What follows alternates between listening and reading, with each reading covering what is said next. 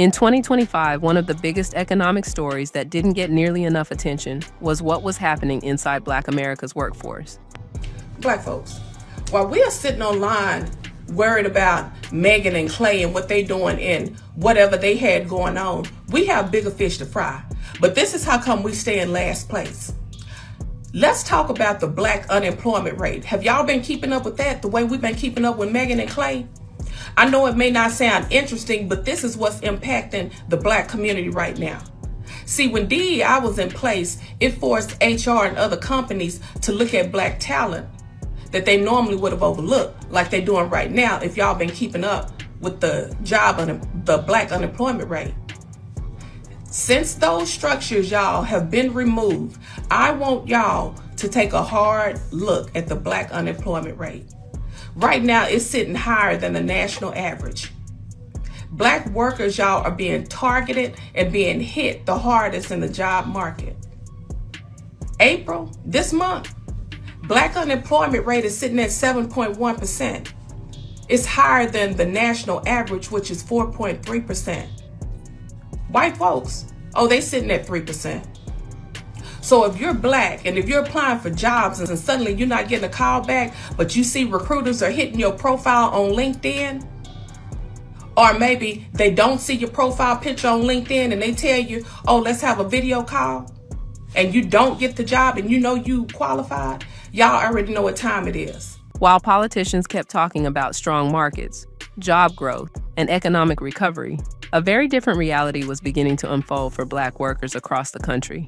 Quietly, layoffs were rising, job opportunities were shrinking, and thousands of hardworking Black men and women were finding themselves pushed out of positions they once believed were secure. Have you been paying attention to the high rate of unemployment for Black workers? It is traditionally higher than for all workers. Well, listen, it's through the roof right now. There's hundreds of thousands of Black workers that have been pushed out of the workforce, and the unemployment rates for Black workers and all workers are among the highest they've been since the COVID-19 pandemic. Black workers contribute over $1 trillion to the U.S. economy, but the push out of these workers from the workforce has led to a loss of $37 billion in the GDP, with Black women being among, just so y'all know, the most educated and most active in seeking work. Their push out is a glaring warning sign for where our economy is headed, because Black workers, Black women in particular, have always been the canaries in the coal mine. So this is a problem for everyone. Black women are bearing the brunt, but everyone will feel this hurt. I have led letters to Fed Chair Powell calling for action to be taken. He is also a member of FSOC. So I want to ask you, Mr. Secretary, will you commit to analyzing Black unemployment rates specifically and its impacts on financial stability? Yes or no? I will analyze Black unemployment rates. Wonderful. And when will you get us a report and a plan of action? I was thinking March 6th. I can't commit to a date. Okay. All right. And what made this even more alarming was who was being hit first. This wasn't just people working entry-level jobs or temporary positions. It's funny how every time when the economy is doing not too good, Black people suffer the worst among any other race of people here in this country. We always get the short end of things that go on in this country, even though we helped build this country and we fought in the wars in order to protect this country and serve this country. But to be honest with you, I think it's unfair, and it clearly shows the inequality among races that continue to go on in this country. If unemployment rate is high, whether it's high or low, it should be equal among all races. You should not be able to look at the unemployment rate and see clearly discrimination. And I hate to say, and it's sad to say, of course, Spears Airlines has shut down this weekend, and they had to let go 17,000 people. Out of them 17,000 people, they said 1,000 to 2,000 people were Black. I hate to say it, but we clearly know from what we're seeing what's going on right now today is that those Black people are going to struggle finding another job. That unemployment rate is profound. I don't think you guys realize the unemployment rate that high is extremely bad. It's a shame that Black people only have an easy way of finding a job when the economy is doing good. But when the economy is not doing good, They struggle worse than any other race of people. We clearly could see that. But it's a shame that we got to wait for the economy to be good for us to be able to have an easier time finding jobs. This cycle it's been like this ever since I became an adult and I started to recognize it. When the job market is doing bad, Black people get hit the hardest. It's always been like that. Many of the losses were happening to Black workers who had done everything society told them to do. People with college degrees, professional careers, years of experience, government employees, educators, administrators, healthcare workers, and public sector professionals who had built stable careers through discipline, education, and sacrifice. The reason why there's over 500,000 Black women that are getting laid off and having a hard time finding a job is because these companies no longer want to deal with any more racism and discrimination cases. Now, I worked in HR for over 10 years and I was actually let go because I took a look at our budget report and saw the pay differential between our white and Black employees, and I exposed everything was ultimately let go. Now, being an HR girly, you're well connected with other women in HR at different companies, and a lot of us had the same experience. We would receive a lot of discrimination cases from Black women in leadership positions. Now, keep in mind, these companies were required to maintain a certain amount of Black and brown staff members at one point, and a lot of these women were ending up in management positions. Black women were at the top of their game for a while. But if they began to be a company nuisance, they would do anything to get their ass out of the door.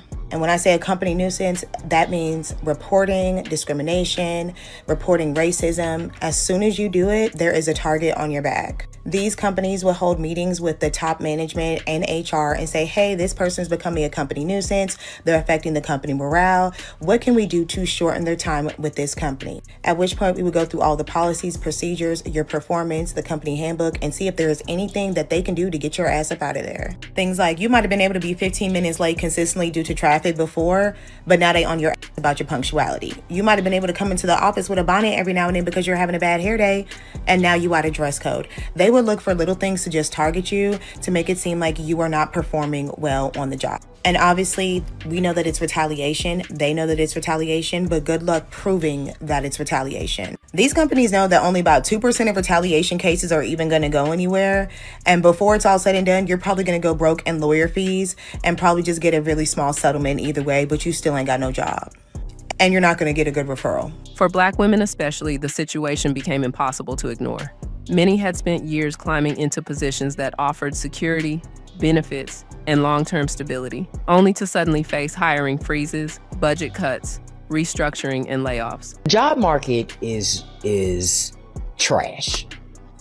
It's trash. It's been, for me, it will be almost a year in July. I keep revamping the resumes, making connections, talking to people. And I tell you, sometimes it has me like, maybe it's just you. Maybe you just suck. Then I remember, no, no, it's not me. It's the system. I stand by that. I stand by that. What we're looking at right now is another change. I feel like what we're watching is another change in what it is to just exist. What quality of life is going to look like as we move forward in America, because the whole structure, everything has changed. And I know for me, honestly, I'm going to tell you honestly, I feel like I'm looking for a job so I can have some fake sense of safety. That's how I feel like. I feel like I'm looking for a job to have some fake sense of safety, because we all know a job ain't safe. At any moment when they want to get rid of you, they just gonna get rid of you. Ain't really nothing you could do about that. It is what it is, right? That's a part of the game, right? And I feel like I've been looking for a job because to me, a job says safety, even if it's just a little bit of safety, right? But it ain't safe at all.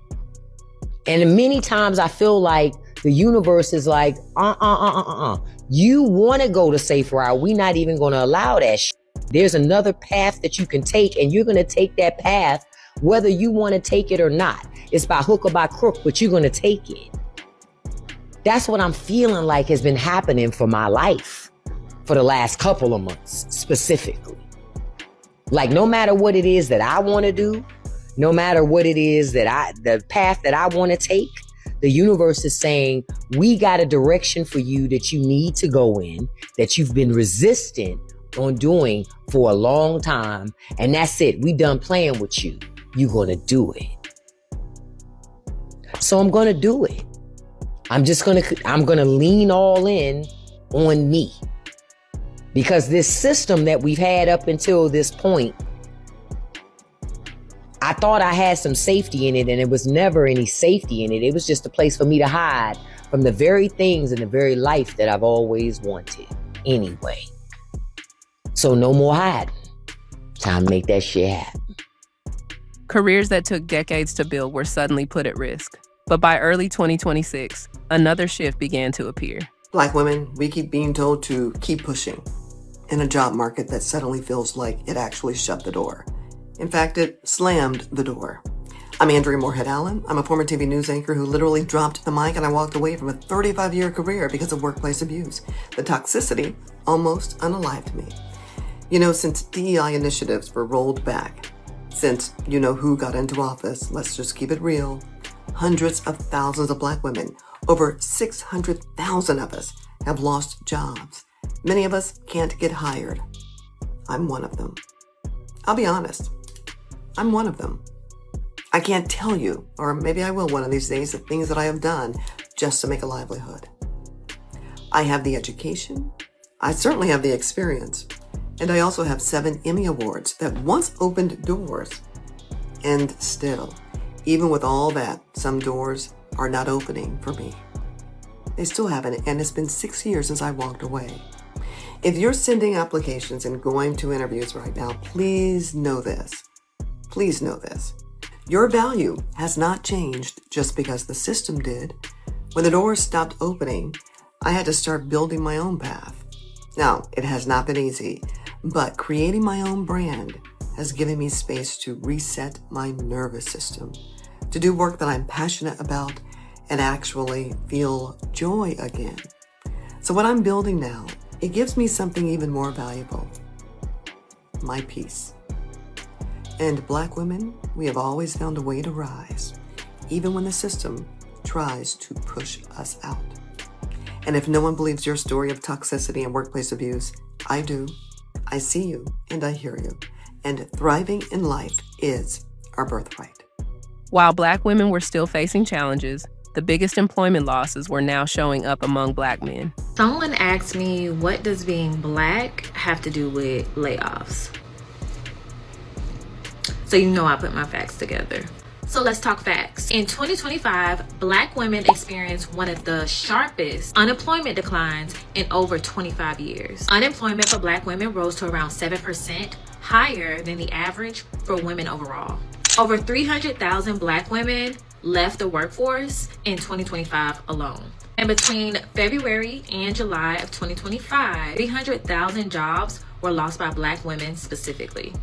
A lot of this is tied to federal jobs, corporate roles, and cuts to programs where Black women are overrepresented. When I say I can relate, I'm not just talking. It's literally what the data is showing. You don't have to agree, but the numbers are public. Across multiple industries, especially blue-collar work, transportation, logistics, manufacturing, construction, and non-college career sectors, Black men were seeing fewer opportunities, reduced hours, and disappearing positions. I truly do not understand why it's so damn hard to get a job. I don't understand. I really do not understand this right now. Like, this is people's livelihoods, you know? It's like you think you're doing everything right. You go to college, get a degree, you know, you get your first job. That's all good. And then you're like planning for the future to get married and buy a house and travel and do all these things. And I can't even get my foot in the door right now. I'm just literally drowning. And it's like, I know God hasn't forgotten about me. I'll be like, what you doing up there, big dog? Like, speed it up a little bit. You know, like, I'm gonna cry about it. I'm gonna be good, but I'm gonna definitely cry about it first.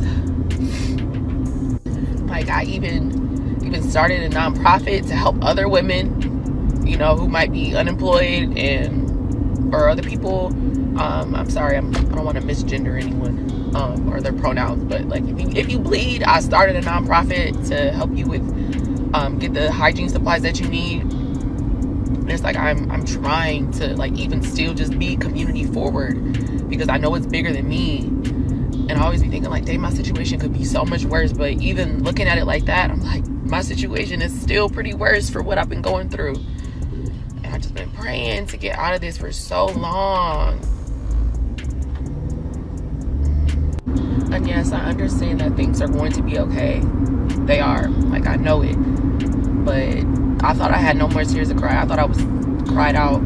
But it's just something about getting another notification. Like, oh, another one.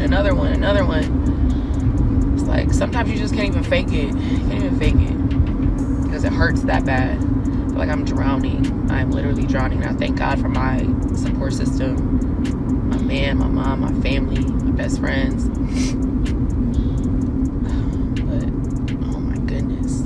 Rough. But yeah, I ain't want nothing, just pray for me.